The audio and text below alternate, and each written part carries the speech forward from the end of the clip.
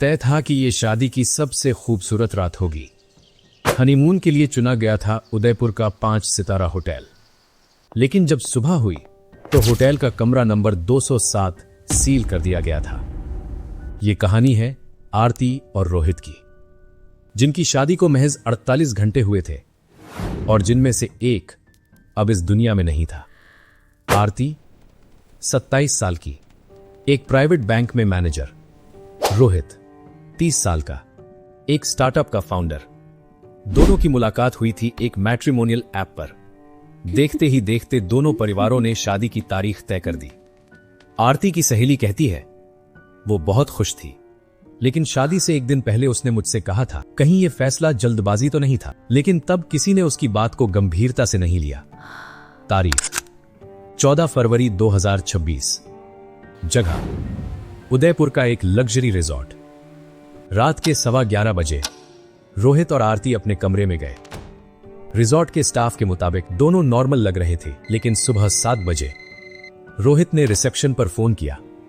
मेरी पत्नी ने स्लीपिंग पिल्स ज्यादा ले ली है, एम्बुलेंस भेजिए।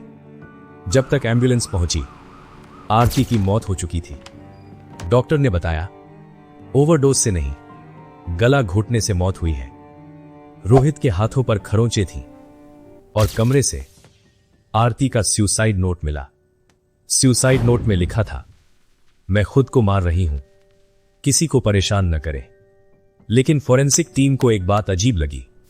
नोट आरती के लैपटॉप पर टाइप किया गया था, लेकिन उसकी उंगलियों के निशान कहीं नहीं मिले और वो लैपटॉप रोहित का था। पुलिस ने रोहित से पूछताछ शुरू की।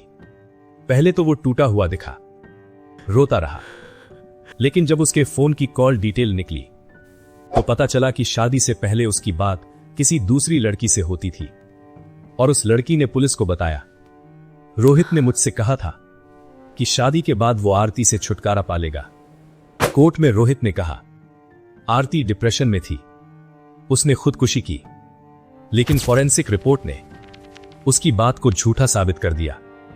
गले पर चोट के निशान, आरती के नाखूनों में रोहित की त्वचा के सेल्स और लैपटॉप पर उसी के फिंगरप्रिंट, सब कुछ एक ही दिशा में इशारा कर रहा था।